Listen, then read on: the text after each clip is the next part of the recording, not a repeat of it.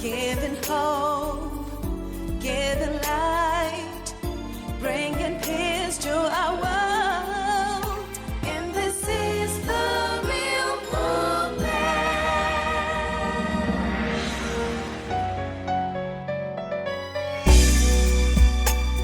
I found out that the spirit knows and the soul feels. Wow. And the language of the spirit is images, is vision, is pictures. And the language of the soul is feelings and emotions. It is the mind that takes spiritual things, right, and gives meaning to it, gives feeling to it, gives emotion to it, gives passion to it, and gives interpretation to it in such a way that your physical mind can comprehend it, and other physical beings can comprehend it. A lot of people blame the devil for a lot of things. A lot of things that happens to a lot of people is not the devil. It is ignorance. A lot of people are emotionally, spiritually, psychologically, and intellectually ignorant.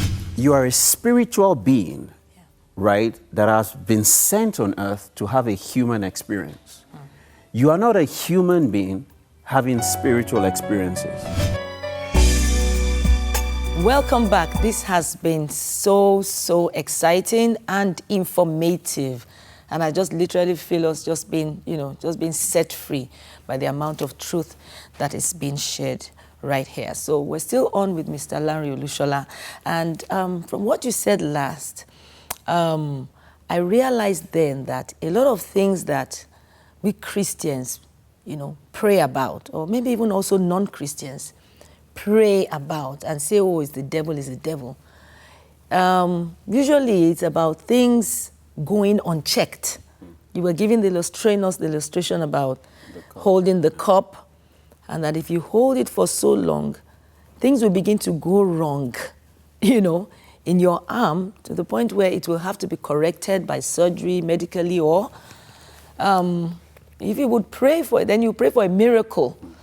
And so this is quite informative, that we need to work in emotional health rather than thinking, oh, what happened to us, and then we suddenly need deliverance. And I want you to take it on, from there. And this brings me to, the fact that people wait till there's a traumatic situation or a near-death situation before they act. And so they're looking for a cure. Okay. So it's more curative rather than preventive. But what we're talking about today is, if you're emotionally intelligent and aware, it'll be more preventive. Yes. So you will not need to go through the various stages of disease. So when people get to the point where everything is broken down, they either go to church and ask for a pastor to pray for them, or they go to the hospital for surgery. So church or miracles is a spiritual kind of surgery. Okay. And the clinic, surgery in the clinic is a physical, biological, medical, surgery. Now, one thing that I've even found is a lot of Christians don't even have the faith for those spiritual miracles to work and to remain consistently working in their lives. Because the critical component of miracles working is still your belief. And we have said that 95% of disease is ultimately caused by a wrong belief. So it still brings you back to belief. And one thing that I say to people is, there's no vacuum of belief. So you say, I don't believe this, I believe this. The fact that you don't believe means you believe something else that is opposite to what you believe. So you still have a belief. So why are you believing the opposite, or why are you believing something contrary? You're still using your beliefs to create harm for yourself. And I'll give you a classic example. I work with a couple of doctors, and this doctor colleague of mine had a client that her hair had fallen off. Her hair was so coarse, and half of her hair had fallen off. And they had prescribed different medication, and it wasn't working. And invariably, he found out that her problem wasn't medical. Her problem was emotional. Wow. And so he referred her to me, and, she didn't want to come. And so she was forced to come. She stormed into my office screaming, I will never forgive him. I will never forgive that man. Look, you cannot make me forgive that man. And I sat down and I, let her calm down. She sat down and I asked her, forgive who? That my husband that left me 2 years ago. I will never forgive him. Wow. And I said to her, madam, with all due respect, my time is very valuable. If you will storm into my office and say you will not forgive somebody that left you 2 years ago, who may not even remember what he has done or may not even be thinking about you. Meanwhile, you are losing your hair because of that. I said, I would not like you to waste my time. So we need to make a decision at this moment. You either decide to leave or you decide to conform to my methodologies and my theories. She looked at me and said, are you okay? I said, most definitely I am, because I'm not willing to waste my time, irrespective of how much you're willing to pay. And so she came to her senses, and I began to ask her. I said, so this man that you said left you 2 years ago, where is he? She said, I don't know. Has he remarried? I don't know. Is he happy? I don't know. I said, so he left you 2 years ago, yes, but you have remained there. And you are holding him in unforgiveness. That's an emotion. Wow. Now, her emotion of unforgiveness and resentment was taking out her hair. Wow. Then there was no medication that was working for her. Now, I had to take her through a forgiveness and release therapy for 6 weeks. Wow. And her hair started growing again. Wow. Now, there was Awesome. no medication that was prescribed. It was a release and forgiveness therapy that we took her through.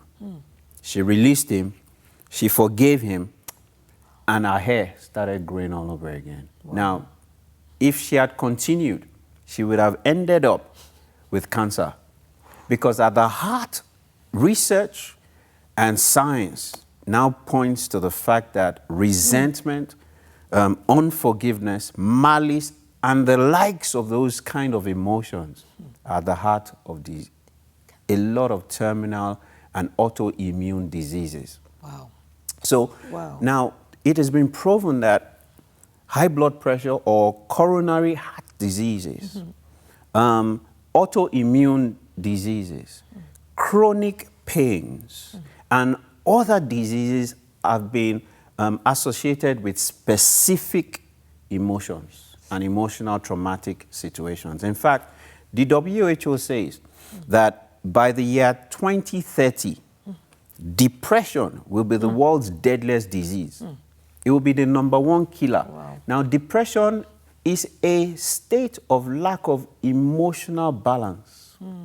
It's a lack of emotional health. It will be the world's #1 killer by 2030. Now, they say that medical science now proves that an unresolved traumatic emotion is 6 times as deadly as the effect of alcohol and cigarettes.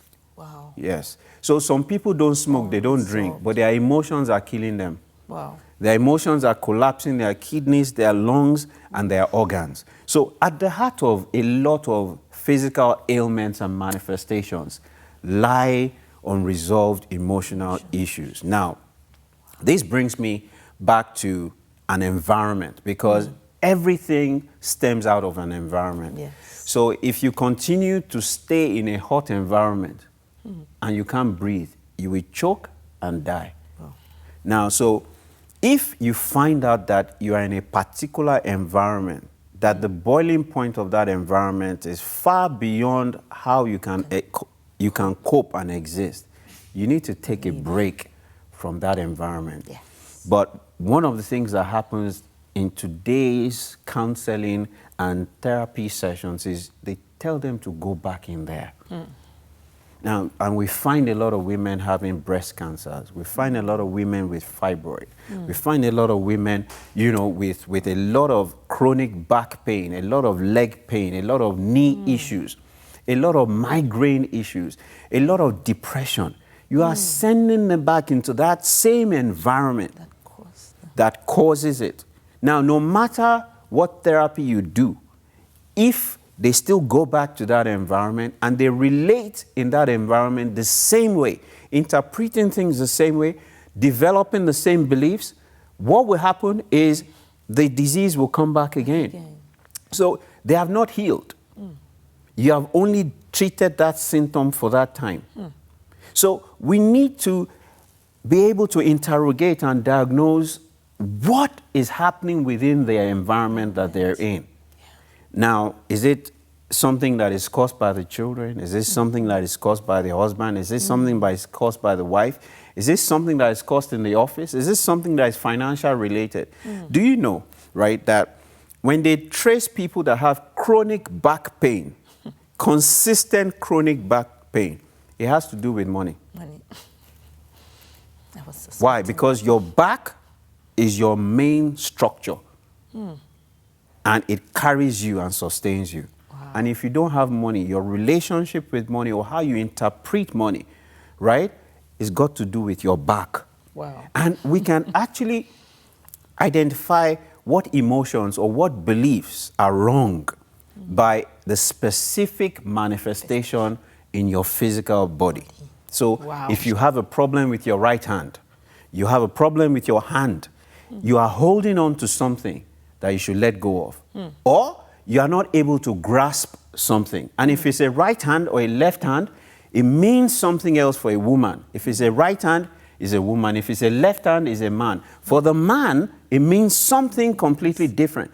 If you feel consistent pain in your shoulder, it means that, you know, you feel like you're carrying the burden for either your husband or your wife, your son or your brother or your daughter or your sister. So you find out that the physical manifestations or the lack of ease that you physically feel is tied to something that you need to resolve. And if you lack that intelligence, if you lack that awareness, even if you take Panadol and you go back to believing that, thinking that way or seeing things from that perspective, it will recall. So you are not healed. They just take away that symptom. A temporary measure. Wow. This is awesome. This is just really, permit me to say, mind-blowing. It's a lot to take in. I believe our viewers are, you're taking notes and you're just trying to take everything in.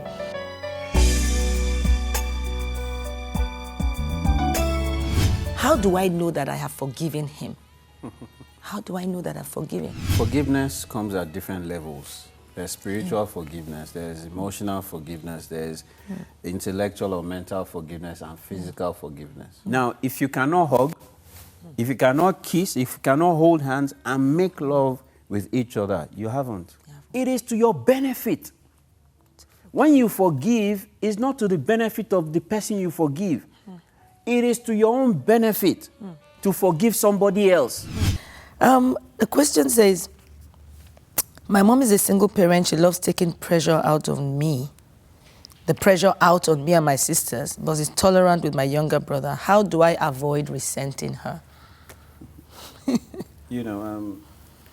Resentment is the advanced version of anger. Wow. And it is a further advanced version of rage. But you resent someone that you cannot stand up against or stand up to or speak to. And resentment works like a cancer. It begins to eat you up inside slowly and destroys you. So you do not want to resent your mother because there's a Bible commandment, the only Bible commandment with promise. It says, honor your father and your mother, that thy days may be long and that it may be well with you. When you resent your mother, you have dishonored her. And what you are saying is, I do not deserve for it to be well with me and for me to live long. So if you look at your life, you will see that things are not working for you. You will see that you're not well and things are not well with you. And if you want to correct those things, you need to go to your mother and say to your mother, because of this, how I feel. This is how I feel. And you may not know. but you know, you have that conversation with her. Then Yes. secondly, is you may actually resent your brother and not know. Why are you in competition with your brother? That emotion is telling you something about yourself. It is you that has a problem, not your mother, not your brother. He's a man, and of course, she will relate with him differently because you are a woman, and she will relate with you differently. Some things that she will not accommodate from you as a woman, she may accommodate from him because he's a man. And so you choose to interpret it as favoritism. Interpretation. So it comes back to there's your a lot. interpretation. And so your emotion is telling you that there's something wrong with your perception, your beliefs, and your interpretation. Remember that we said 95% of all disease is caused by stress, and 100% of stress is caused by a wrong belief.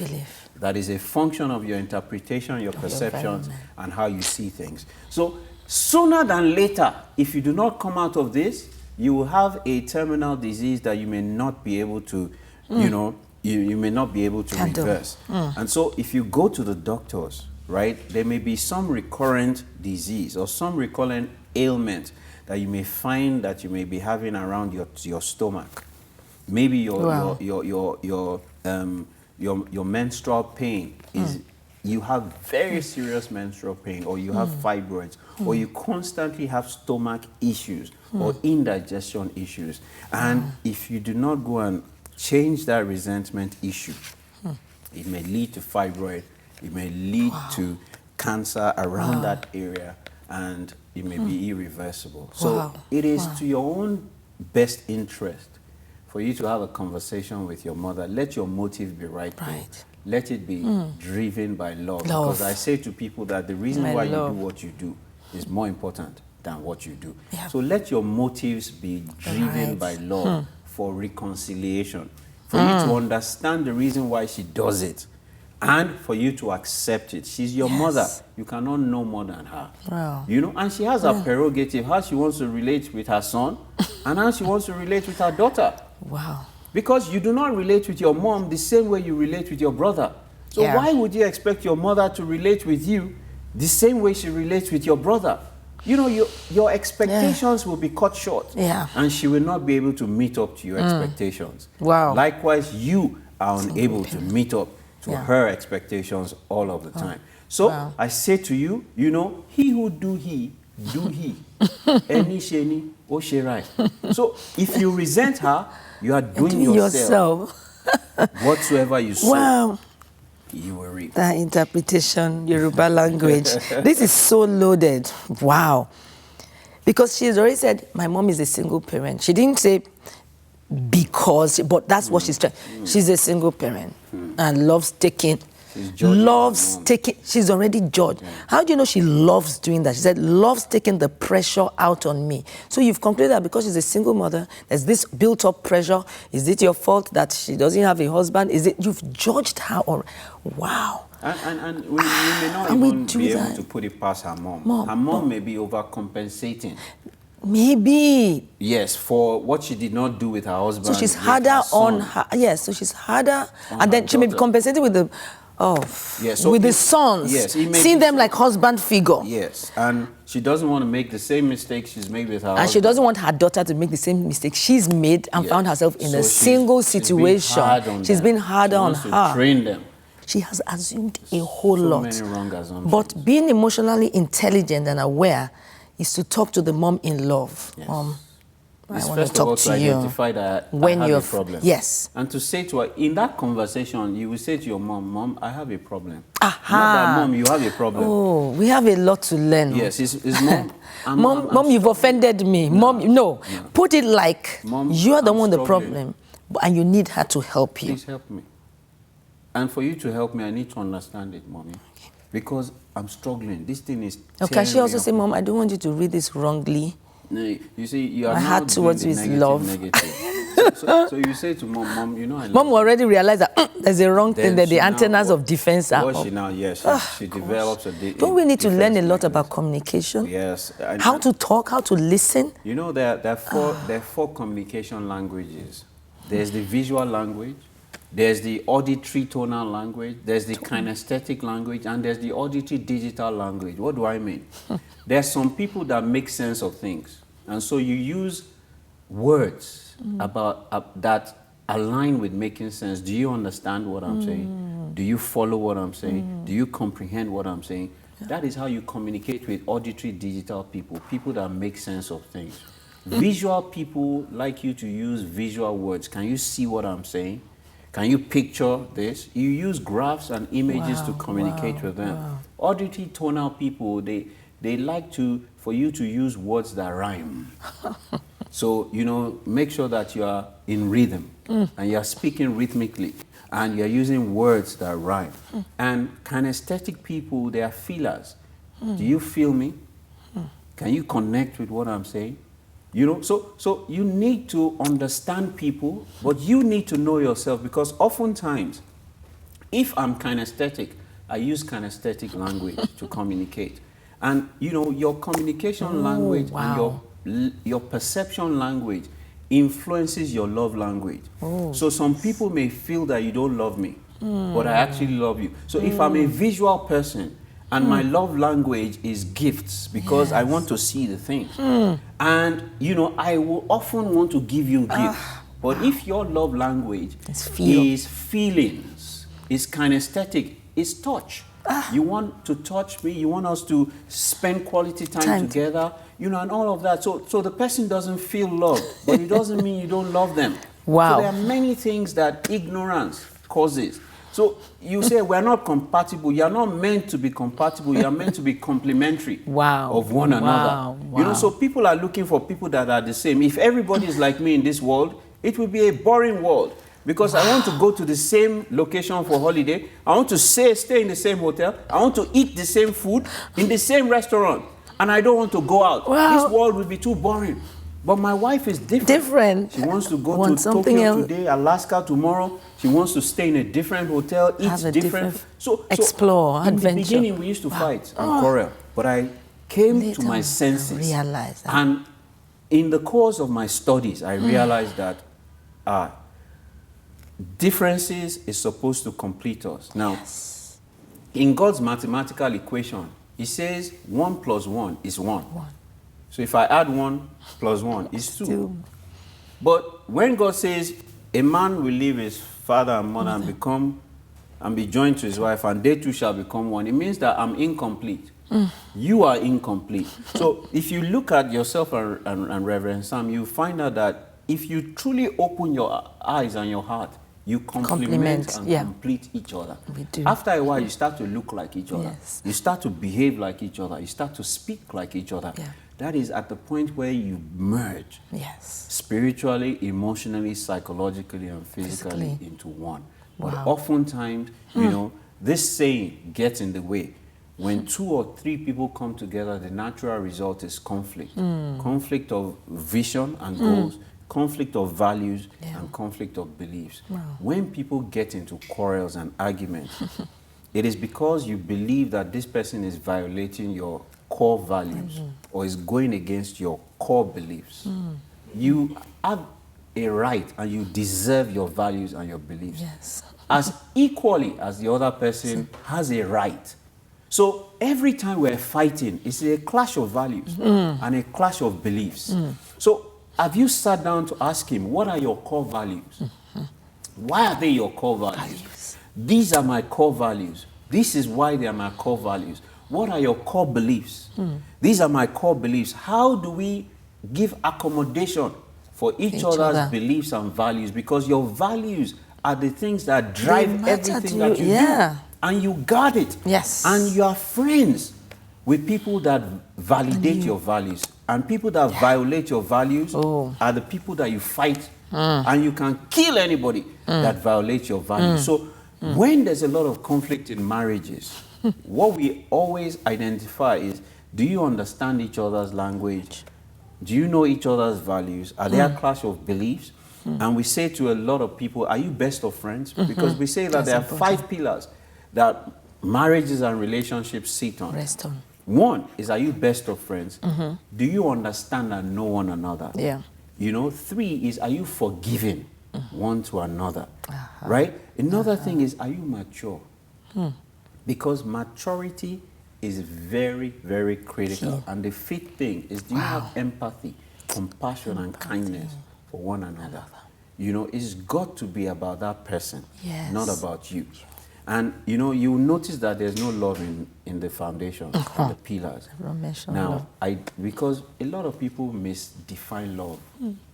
I define love as a dedicated, affectionate commitment to the well-being of another person. That's what love is. Love is not this goosebumps. Feeling. It's not this feeling like you feel like you have never felt before. Love is a decision. It's a commitment. Because whether consciously or unconsciously, you decide to love somebody, then you fall in love. Then unconsciously or unconsciously, you decide not to, then you fall out of love. So love is a decision. It's a decision. So many things is born out of, many conflicts, many problems, many emotional issues are born out of ignorance. It still goes back to that biblical scripture that says, my own people, Hosea says, my own people are destroyed for lack of knowledge. It's not the devil. It is ignorance. Look, the reason why the mechanic takes money from me is I'm ignorant about how to fix my car.